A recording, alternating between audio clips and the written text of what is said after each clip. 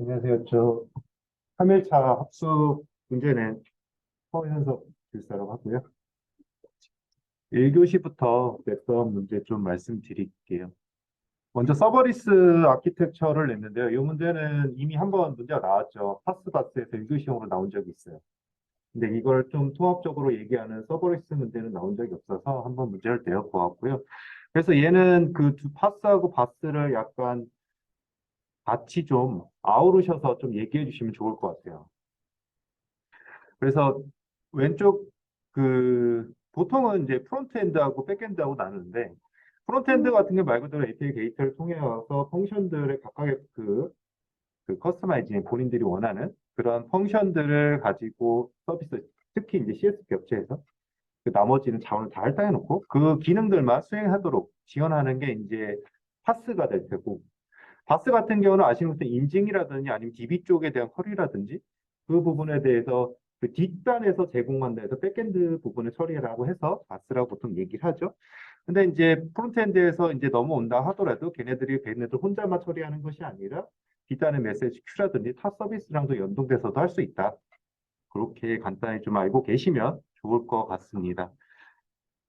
그리고 이제 개념이나 이런 거 쓰실 때 대부분 다 알고 계시겠지만, 뭐, 말 그대로 개발 신성성, 뭐, 비용 절감, 뭐, 이런 얘기들도 많이 좀 쓰셔도 좋을 것 같고요.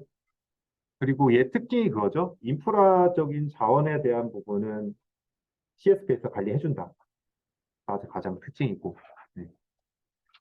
그래서 클라우드 네이티브라는 측면에서도 이제 모두 다 이제 서버리스로 가야 되는 거 아니냐. 뭐 이런 얘기는 나오고 있는데 아직은 좀 애매한 측면으로 좀 얘기를 하고 있어요. 아직은 전부 다 소화를 해내고 있지는 못하기 때문에. 그렇게 하고 보통은 이제 서버리스 아키텍처 하면 쓸 게 많죠. API 게이트부터 해서 뭐 파스바스도 쓰고 뭐 중간에 뭐 DB라든지 미드라든지 뭐 이런 부분 다 쓸 수 있는데 여기서는 나달라고 일부러 그냥 두 개로 나눠서 한번 해설지를 작성해봤어요. 네. 그래서 바스 같은 경우는 아무래도 이제 백엔드 API 받아서 처리하기 때문에 그런 기능이고 비용 지불 같은 경우는 이제 사용 시간, 뭐 사용량 등에 따라서 이제 비용 지불이 될 수 있고 장점이라고 하면은 아무래도 이제 이미 만들어진 서비스를 갖다 쓰기 때문에 개발 시간 단축이나 이런 게 있고 그리고 CSP에서 모두 다 파스바스를 지원하는 게 아니라 어떤 업체는 파스 기반으로 제공하고 어떤 업체는 바스 기반으로 제공하고 뭐 그렇게 좀 하고 있어요.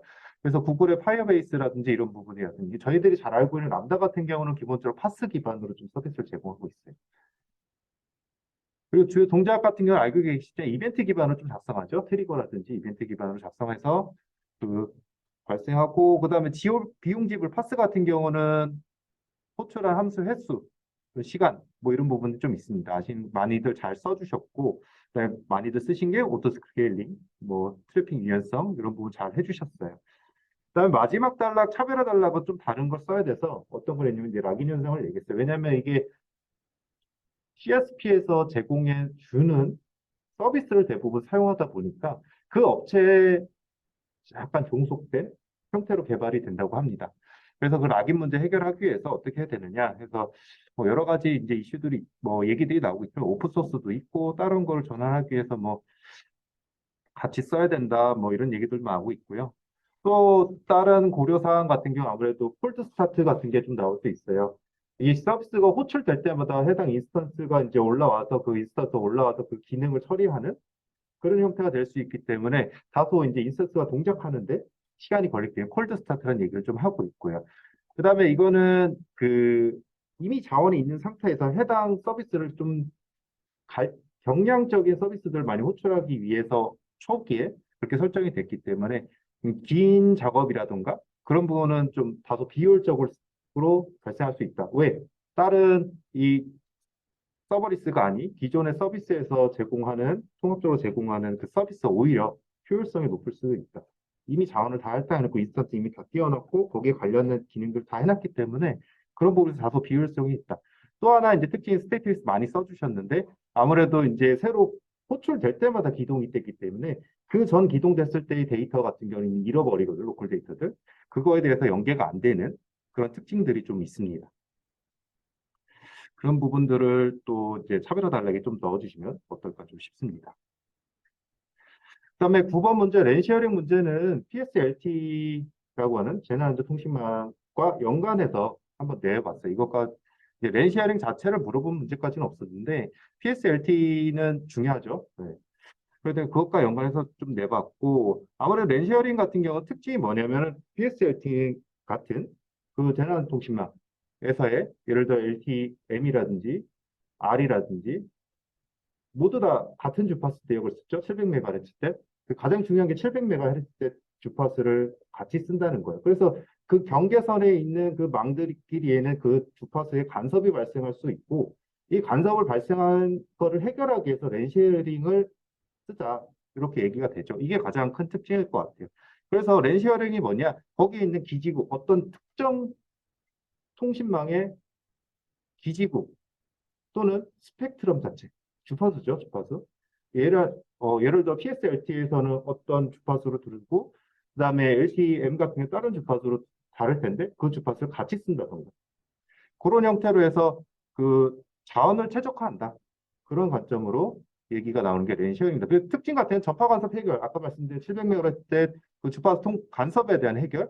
두 번째는 이제 랜쉐어링 할 때 구축 비용 절감 이런 얘기도 같이 좀 특징으로 얘기를 할 수가 있죠. 그 개념도 보면 왼쪽에 있는 A망, B망 했는데 결국에는 이게 예를 들어 PSLT와 LTM이라고 놓고 봤을 때 걔네들의 유저 에퀴먼트들이 있을 테고 걔가 하나의 베이스 스테이션이랑 기지국을 공유하고 그 기지국을 공유해서 그 근처에 그 경계선에 있는 것들을 그 망들에 대해서 통신을 할 때 각각의 코어망으로 전달해주는 그런 게 이제 랜 쉐어링이 될 것 같습니다. 앞에 PLMN 같은 경우는 각각의 통신망을 구별할 수 있는 아이디가 따로 있습니다. 그래서 A, B 이런 식으로 구별해놨는데 각각의 아이디를 가지고 이제 그 통신을 연계를 하게 됩니다. 그래서 요거 같은 경우 예전에도 많이 나왔고 유형들도 많이 있어요. 보통은 요 아래에 있는 MOCN과 GWCN 두 가지 유형이 있습니다. 얘네들은 지금 표준에 3GP 표준에 정의된 두 가지 그 케이스 있는 두 가지에 대해서 그래서 MOCN과 GWCN이 있고 또 하나는 표준에 정의되지 않지 MORN이라고 있습니다. 그래서 MORN 같은 경우는 기지국 말 그대로 기지국 자체만 공유를 하게 됩니다. A망, B망이 기지국 자체만 공유하고요. 그 다음에 MOCN 가면 이제 주파수까지 공유하게 됩니다. 하나의 기지국에서 또 그 유저 이퀴먼트 각각에서 주파수까지 동일하게 해서 각각 뿌려주는 그런 형태로 가는 게 MOCN이 되고 GWCN은 이 앞단의 코어망 A와 B의 코어망들 중에 일부를 앞으로 뒤로 해서 공유하게 됩니다. 서빙 게이트웨이가 MME 같은 그 이동에 대한 부분을 그 같이 관리해주는 MME까지 해서 그 앞단에 두게 되는데 다소 문제가 있다고 해요. 아직 S게이트와 MME까지 공유하기에는 약간 좀 제약이 있다. 왜냐하면 기기 간의 어떤 그 제약이 있기 때문에 이거는 아직 어렵고 그래도 MOCN이 가장 좀 쓸만한 좀 공용적으로 일반적으로 좀 활용할 만하다 뭐 이렇게 좀 얘기가 되어지고 있는 것 같아요. 그리고 이제 이것도 이제 약간 문제점 우상 뭐 이렇게 뽑아봤는데 아무래도 이제 랜시어링을 하려면 이제 이게 랜시어링 전파 간섭 해결이고 전파 간섭 해결이라는 건 말 그대로 QS를 맞춰준다는 거거든요. 그래서 QS를 맞춰준다는 건 어떻게 보면 이제 서비스 연습성을 가져간다는 건데 기본적으로 이제 3GPP에서 나온 표준을 맞춘다고 하면 QCI라고 해서 저희 그 클래스 아이덴티파이 있잖아요. 세트해키드 QS에 그거를 이제 지원해 준다고 합니다. 근데 이제 그게 지원이 안 될 경우에는 이제 따로 설정을 해줘야 되는 거죠. 뭐 프라이어리티라든지 패키트 딜리버리 버짓이라든지 뭐 이런 로스 레이트 같은 거를 정의를 하게 됩니다. 그다음에 이제 아무래도 렌쉐어링 하게 될 경우 타 통신망, 타 망끼리 서로 엮이기 때문에 서로 다른 망 사이에 어떤 보안적인 부분이 같이 엮일 수 있기 때문에 그 부분도 하면 좋고 그래서 이건 보안성인데 이건 약간 기기 측면이 있기 때문에 국정원에서 보통 이제 나오죠. 보안 기준 지침 이런 거 같은 적합성 시험이죠. 이런 것도 같이 확보되면 좋겠다라고 해서 마무리를 좀 졌습니다.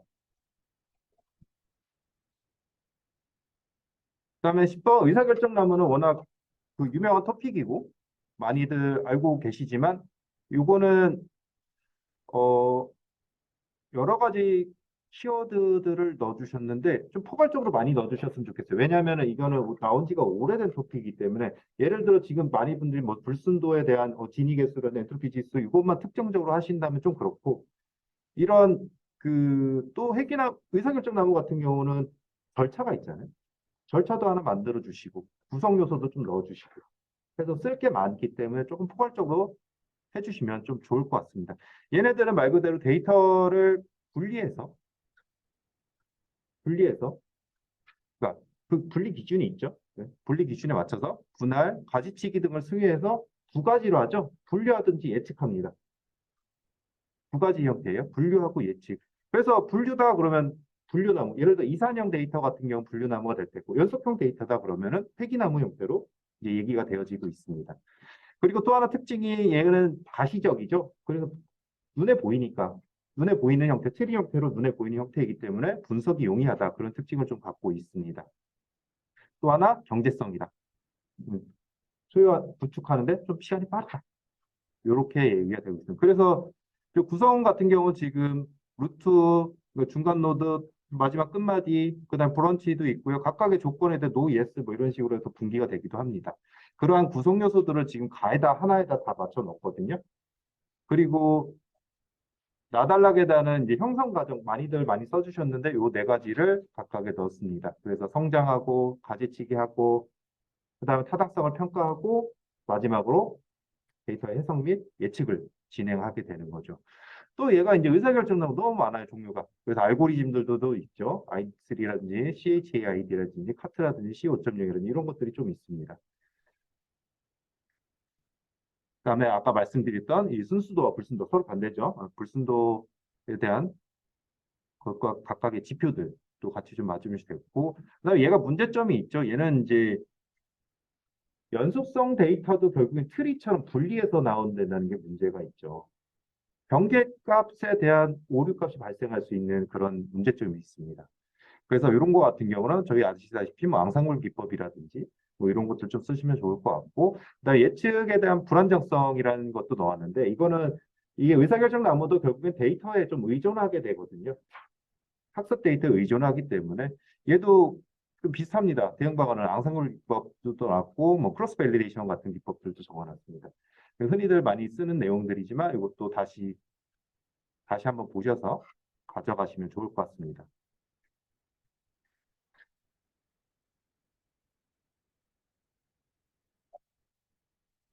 그리고 이런 것도 있죠. 예, 데이터가 많으면, 기준이 많으면 당연히 컴퓨팅 연산이 많이 들어가겠죠.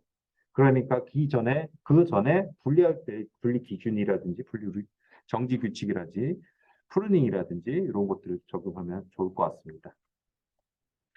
그다음에 CBDC는 아직 문제가 출제되지는 않았고요. 다만 아직 명확하게 뭔가 눈에 확 들어온 내용들은 없는 내용이에요. 그래서 쓰기가 참 애매모호할 수도 있겠다는 생각은 드는데요. 우선 얘는 말 그대로 전자적인 저장이죠. 전자적으로 저장된다는 게 특징이죠. 그 다음에 지급 결제를 하는 겁니다. 누가 중앙에서 하냐면 중앙은행이. 네, 그게 가장 특징이죠. 또 하나 얘기하자면 가치가 변동되면 안 됩니다. 실물화폐와 동일한 교환 비율을 좀 적용한다든지 해서 이제 가치 변동이 없어야 서로 이제 현물 화폐들이 움직이는 실제 은행의 이제 파급 효과라든지 시장 경제 파급 효과가 주면 안 되기 때문에 그런 내용들이 좀 들어가면 좋을 것 같고요. 그다음에 이것과 관련해서 최근에 한국은행에서도 모의 실험을 했었고 그 모의 실험 결과를 발표한 적이 있습니다. 최근에. 그리고 또 국제결제은행에서도 이것과 관련해서 파일럿 프로그램을 했고 앞으로 어떻게 하면 좋겠다 이런 내용들을 발표한 것 같습니다. 이런 동향 정보들을 몇 가지를 간글이나 이런 데 뜯어 넣으시면 좀 좋을 것 같아요. CBDC에 대한 유형은 많이들 잘 알고 계시지만 그래도 유형만 작성하는 것보다 그대로 가달라게 그림 하나 넣어주시면 좋을 것 같아서 거래 시나리오를 좀 넣어봤고요. 말 그대로 이제 개인이 지급 결제를 하기 위해서 CBDC로 어떤 필요 서류들을 은행으로 전송을 하게 됩니다. 번째 전송을 해요.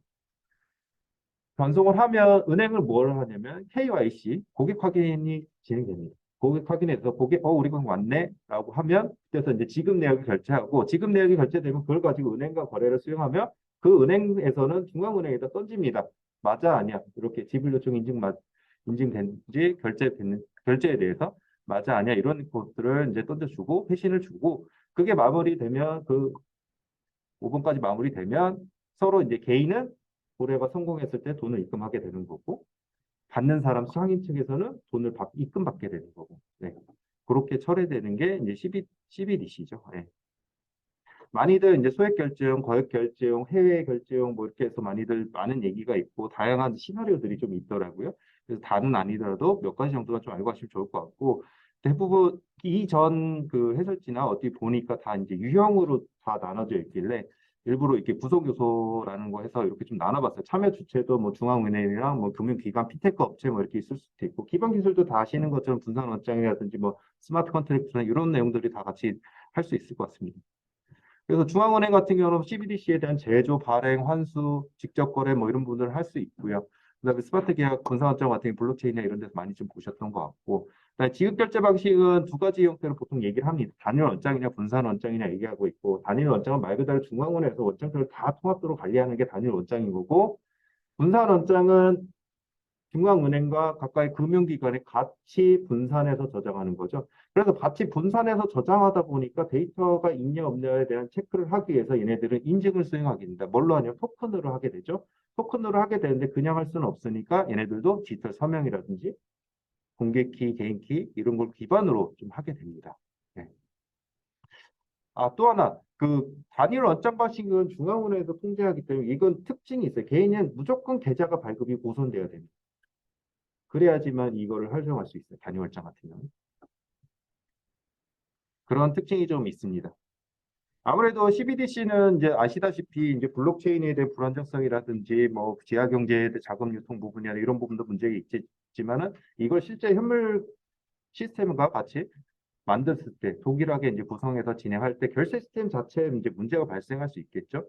왜냐하면 아직까지도 실험 중인 상태이기 때문에 여기에 대한 이제 사이버 공격도 가능할 수 있을 테고 그다음에 만약에 이게 너무 잘 됐어. 디지털적으로 이제 결제라든지 이런 게 잘 됐을 때, 이제 현재 현물 가치를 주로 운영하는 은행보다 아니면 뭐 빅테크 기업이라든지 아니면 그 인터넷 은행이라든지 이쪽 또는 디지털 은행을 이쪽으로 이 CBDC가 많이 유통되면 기존 은행의 수익이 줄어들 수가 있거든요. 기존 은행의 수익이 줄어들면 현실적으로 이제 파급 효과도 또 발생할 수 있고 이런 부분도 좀 있는 것 같습니다. 그래서 약간 금융 포용성이라는 단어도 좀 썼지만 이런 부분도 좀 필요하고 아무래도 이제 정책적인 거랑 법적인 측면이 가장 중요하지 않을까 싶습니다. 네. 우선은 그렇게 되어 있고요. 12번의 스택과 큐는 이 기존에 이제 문제도 많이 나왔었죠. 큐 문제도 나왔었고 그다음에 선형 자료 구조, 비선형 자료 구조에 대한 문제도 나왔고 다소 의외로 많이 나오는 게 자료 구조 기본적인 내용들인 것 같아서 한번 문제를 내봤고요. 그다음에 첫 번째 스택 같은 경우는 L로 시작합니다. LIF입니다. 라스트부터 시작하는 거죠. 라스트. 네. 마지막에 들어온 놈이 처음으로 나가는 거죠. 그렇죠? 네. 그리고 몇 가지를 봐주셨으면 좋겠는데 이 푸시와 팝이라는 거. 탑에 있는 데이터를 집어넣으면 탑으로 가죠, 우선. 네. 팝하면은 탑에 있는 걸 또 빼죠. 네. 그래서 그리고 마지막에 있는 걸 바텀이라고 하고 있어요. 그래서 푸시, 팝, 탑, 바텀 이런 단어들은 좀 몇 가지 좀 개념도나 이런 데 같이 좀 넣어주시면 좋을 것 같고요. 얘는 구현할 때 배열로 하든지 좀 연결 리스트도 하기도 하고 구현할 수 있습니다. 그래서 주로 이제 브라우저 방문 기록, 연산자 우선순위, 가로 검사, 실행 취소에서 스택은 쓰이는 곳이 많죠. 네.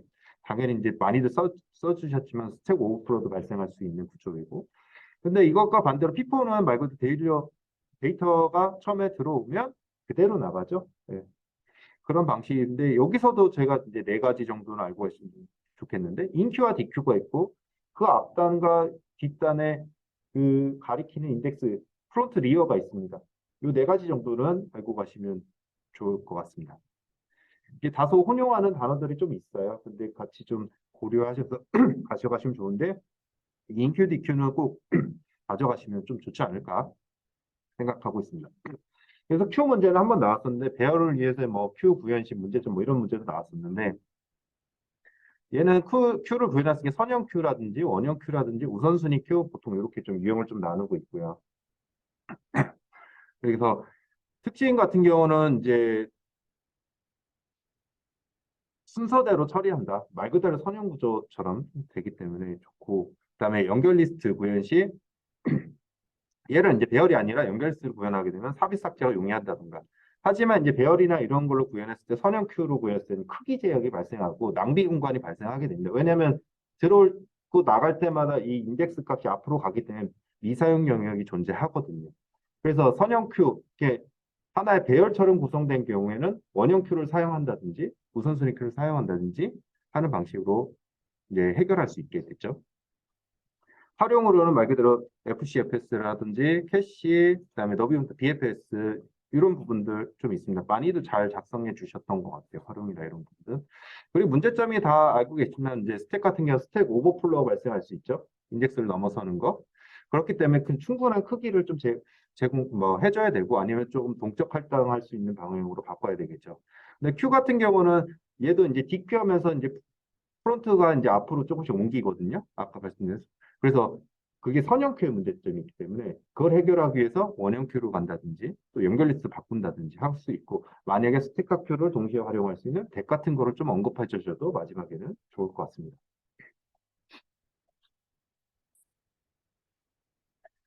그다음에 13번 스테가노그래피 같은 경우는 이제 포렌식이 아무래도 이제 저희 2023년도부터 길사 과정에 하나의 목차로 하나 또 올라갔잖아요. 네? 포렌식이. 그래서 그 중에 하나의 스테가노그래피 기법에 대해서 좀 말씀드릴게요. 얘는 데이터를 유출하는 게 은닉하는 기법입니다.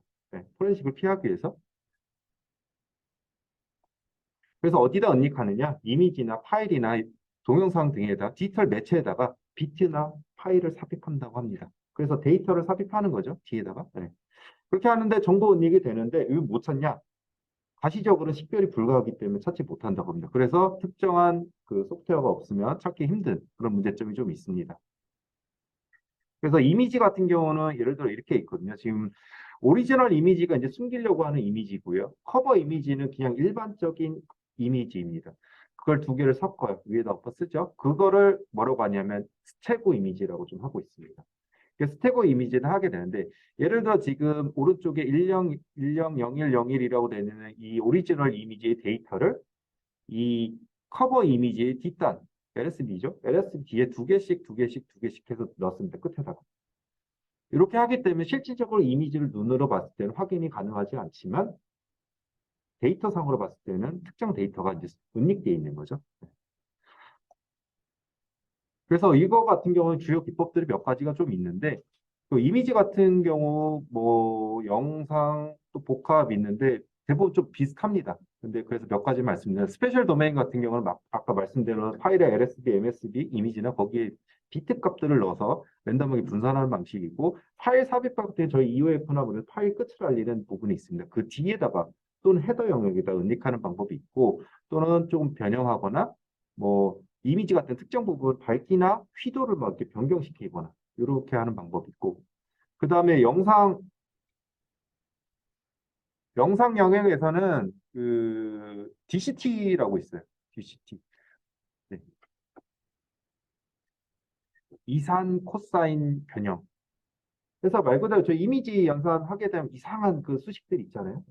그런 변화를 해서 이제 숨기는 주파수 단의 영역이라고 해서 그 주파수 계산에 대한 그 계산 로직을 활용해서 숨기는 방법이 있습니다. 또 복합 방식에는 폰트, 인코딩 메시지를 폰트 자체를 변형해서 좀 숨긴다고 합니다. 네. 또 하나는 암호하고 스테가노그래피 이 기법하고 결합하는 방식, 이런 복합 방식도 있고 해서 요 중에 한두 가지만 좀 알고 가시면 좋지 않을까 싶습니다.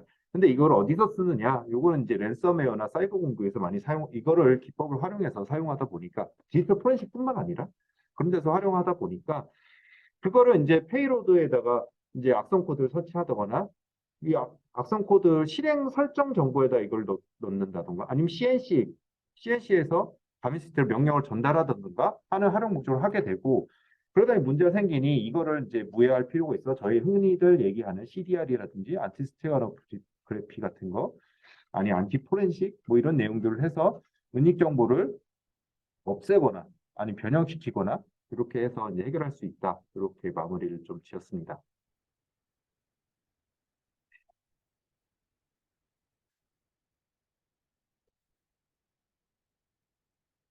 네, 1교시는 이렇게 좀 말씀드리고요.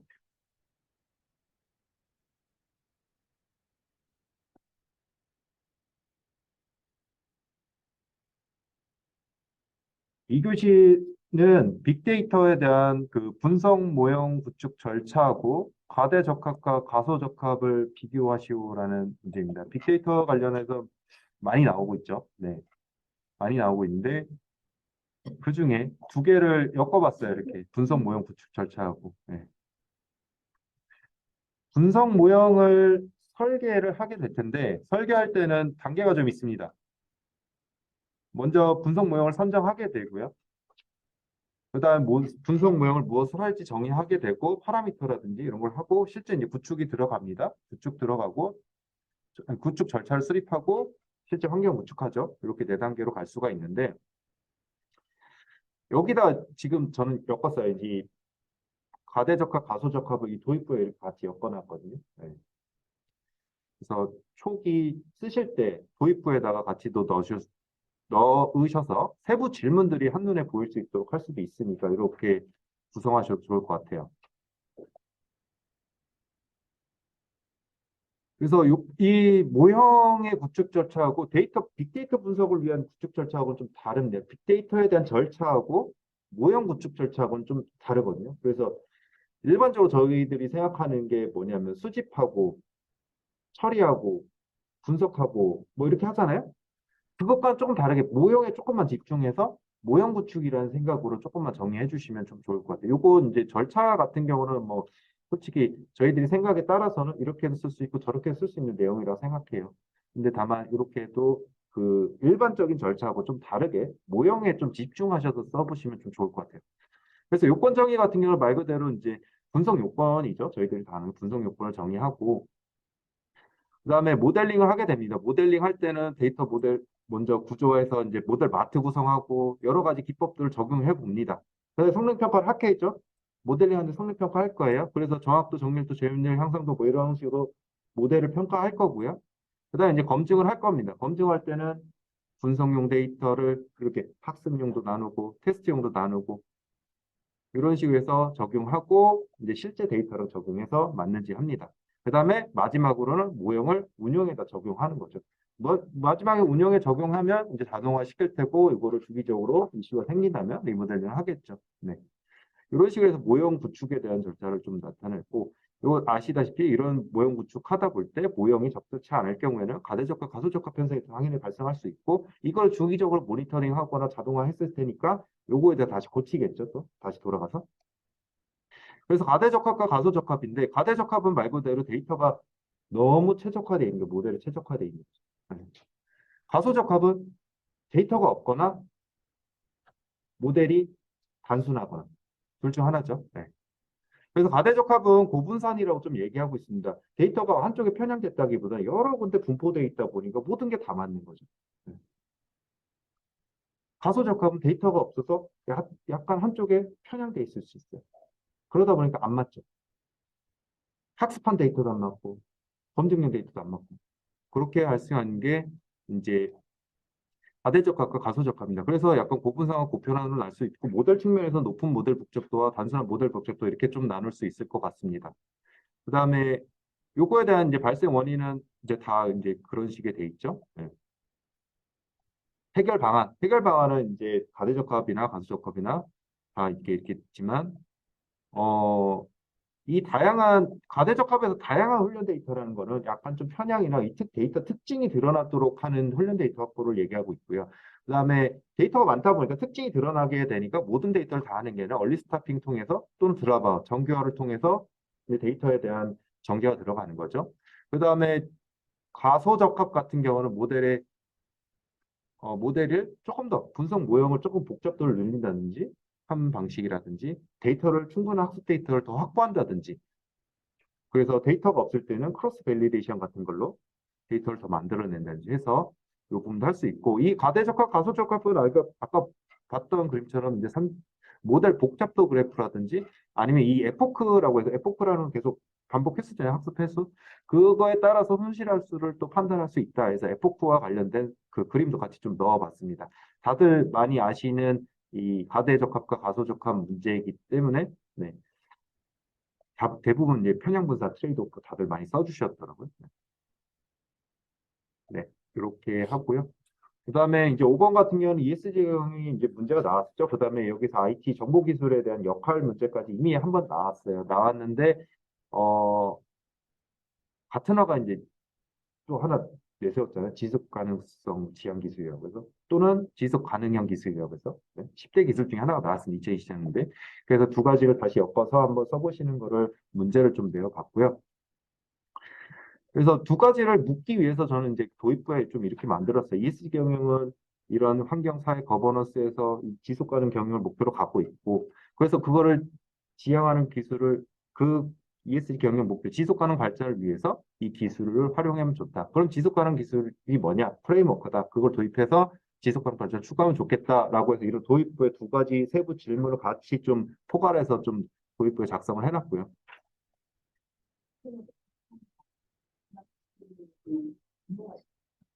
네? 네, 근데 이게 네. 근데 대부분 추측하셔서 쓰셔도 무방할 것 같아요. 얘가 불명확해요, 지금. 네.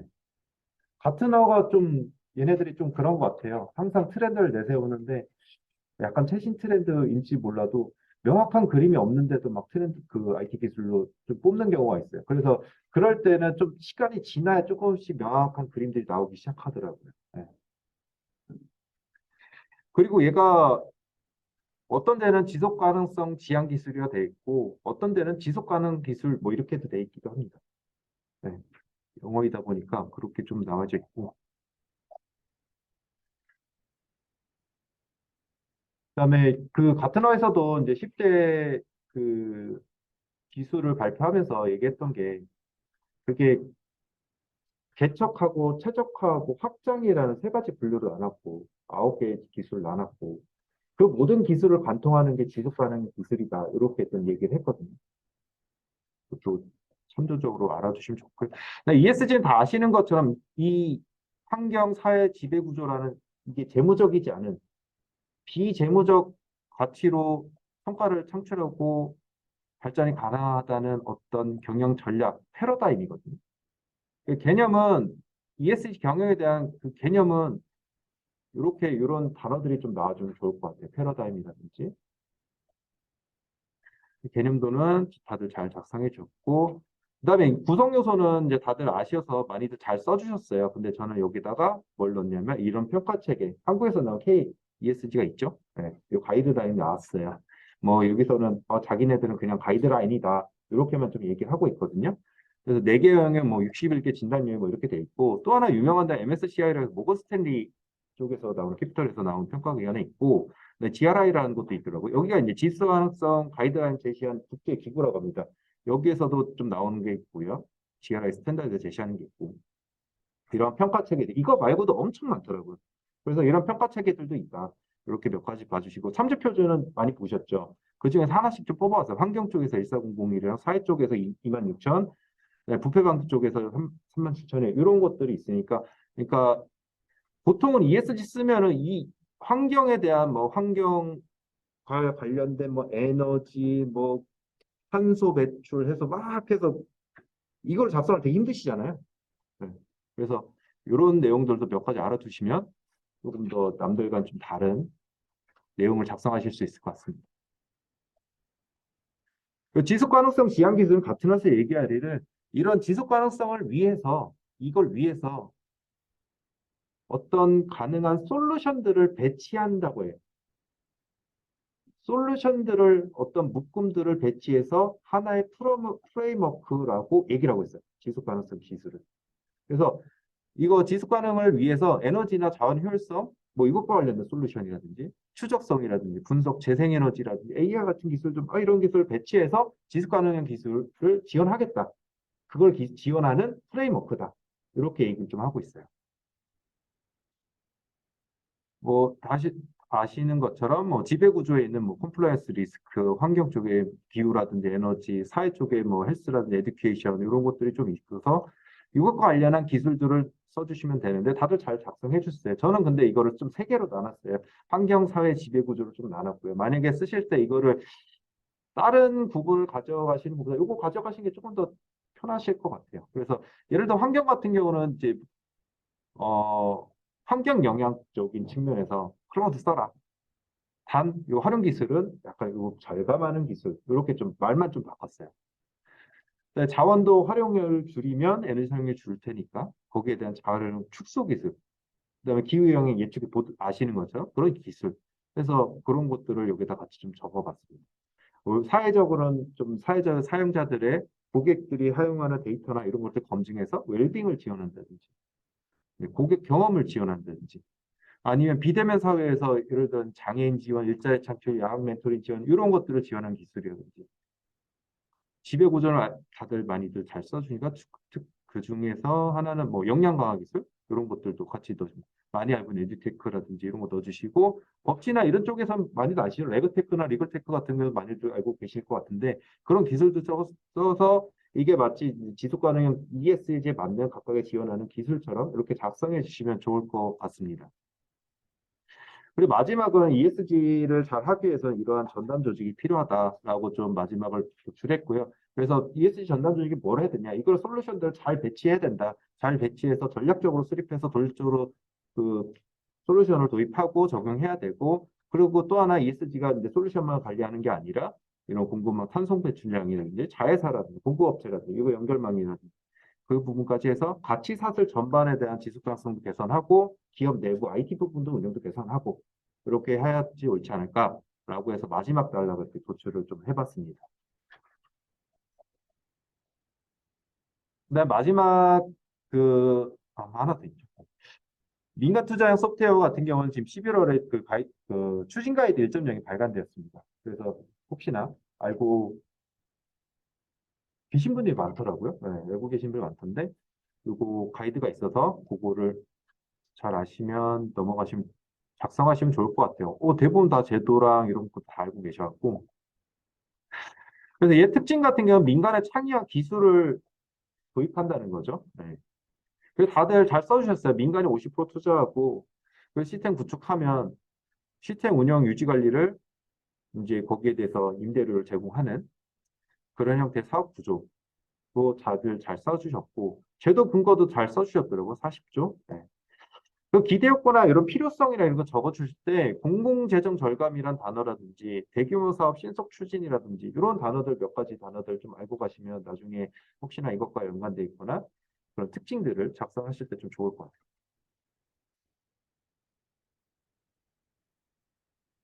그래서 알고 계시다시피 사업 유형은 지금 두 개로 나눕니다. 개발형과 구매형을 나누고 있고요. 개발형은 말 그대로 소프트웨어적으로 이제 개발을 하게 되는 거고 구매형은 이미 개발된 상용 소프트웨어를 구매하는 겁니다. 디지털 서비스 계약 제도라든지 네, 그런 부분들이 얘기되고 있고, 그다음에 개발형 같은 경우 두 가지가 있죠. 다들 알다시피 BTL과 BTO가 있습니다. 빌드 트랜스퍼 리스인가요? 그리고 빌드 트랜스퍼 오퍼레이터 방식 이 두 가지가 있죠. 그래서 리스 방식이 임대형이고 오퍼레이터니까 수익형입니다. 이렇게 두 가지 방식이 있습니다. 그래서 임대형 같은 경우는 발주기관이 임대료를 내주는 거고요. 수익형 같은 경우는 국민이 지급합니다. 그 특정 서비스에서 국민이 수수료를 지급하는 형태로 되는 그 두 가지 형식이 있습니다. 그다음 추진 체계는 두 가지가 있죠. 보통 다 잘 써주셨네. 민간이 먼저 제안을 하거나 아니 공공기관이 먼저 제안을 하거나 이 두 가지 방식이 있습니다. 그렇게 제안을 했을 때 전담기관이 그 사업계획서에서 평가하고 그걸 가기부에서 적격성을 판단하고 그래서 예산 따고 그다음에 고시를 하면 이제 사업자 받아서 이제 사업이 추진되는 그런 형태로 갈 수가 있죠. 그래서 첫 번째는 사업계획서 수립입니다. 두 가지 차이점이 있습니다. 민간에서 제안하는 사업은 사업계획서로 대체 가능하다. 이렇게 얘기되고 있고요. 정부 고시 사업은 ISP를 수립해야 된다. 이렇게 좀 얘기가 되어 있습니다. 가이드상에. 적격성을 이제 조사 및 통보하는데 이거 같은 경우는 네 단계가 좀 실행됩니다. 사업 타당성을 분석하고 적격성을 분석하고 민간 투자 실행 대안을 제시하고 우대 점수를 산정하는 이런 적격성 과정이 있습니다. 4단계 과정이 있어요. 요걸 하고 나서 가기정통부가 이거를 심의 요청해서 부인의 인정심의위원회를 구성해서 이제 결과를 통보하게 되고 고시를 하게 됩니다. 그때 이제 고시할 때 이제 예산 심의를 하게 되는데 여기는 기재부에서 하게 되고요. 기재부에서 예산이 적격한지 보게 되고 이제 공보 및 선정평가는 조달청이나 발주기관에서 이제 작성하게 되고 민간 제한 사업은 제3자 제한 공고를 해야 되니까 RFP 작성이 필요합니다. 그리고 마지막에 발주기관에서 협약을 체결하면 되는 방식으로 되어 있습니다. 그 다음에 이거 마지막은 보통 일반적으로 얘기는 SOC하고 이제 민간 투자형 소프트웨어 사업하고 많이 좀 비교하는 부분이 있어서 같이 넣어봤고요. 말 그대로 민간 투자형 사업도 소프트웨어 진행법 때문에 이 민간 투자의 소프트웨어적인 부분이 들어갈 수 있는 그런 제도상으로 활로가 열렸죠. 그런 방식이고 SOC는 말 그대로 특정 지역 이동자나 지역 또 생산활동, 국민생활 편익 뭐 이런 사회 기반 시설에 대해서 투자하고 사업하는 그런 분야죠. 원래는 이게 안 됐었는데 이게 제도적으로 되면서 소프트웨어적으로 들어갈 수 있게 된 거죠. 그 차이점이 좀 있습니다. 네, 마지막으로 이제 3R에 대해서 좀 말씀드리고 소프트웨어 유지보수 이 3R과 이제 소프트웨어 난독화 같은 가장 좀 오래됐죠. 오래된 토픽이고 좀 언제든지 나올 수 있는 토픽이라서 이렇게 좀 몇 가지 지금 키워드들 알고 계시겠지만 다시 한번 정리하고 가시면 좋겠다 싶어서 이제 문제를 내어봤고요. 3R 같은 경우는 뭐 소프트웨어가 가장 처음에 나오는 게 아무래도 제일 처음에 소프트웨어 공학 나오자마자 하는 얘기가 소프트웨어 위기라고 나와 있을 거예요. 네, 가장 처음. 그래서 이것도 다시 한번 생각하시고 가시면 좋겠다 해서 메뉴에 넣어봤고요. 그다음에 이 부분에 있는 유지관리 부분에 대한 비용 절감이라든지 이런 부분들은 필요성을 항상 넣어주시면 좋을 것 같고 그다음에 그 3R에 대한 제공학, 역공학 재사용이 있고 근데 이제 역공학을 하다 보면 기술 유출을 하던가 아니 보안적으로 좀 우려가 생길 수가 있으니 요거에 대해서 소프트웨어 난독화가 필요하다. 그래서 소프트웨어 난독화를 하기 위해서 구조 데이터 제어 예방이라는 소프트웨어 예방 기법을 활용해서 난독화를 적용했지만 이거 이렇게 난독화를 적용하면 네, 이제 불법 복제나 해킹도 방지할 수 있고 소프트웨어 경량화도 가능하다라고 이렇게 도입부에 이제 다 아는 토픽이다 보니까 그냥 다 넣어버렸어요. 내용들.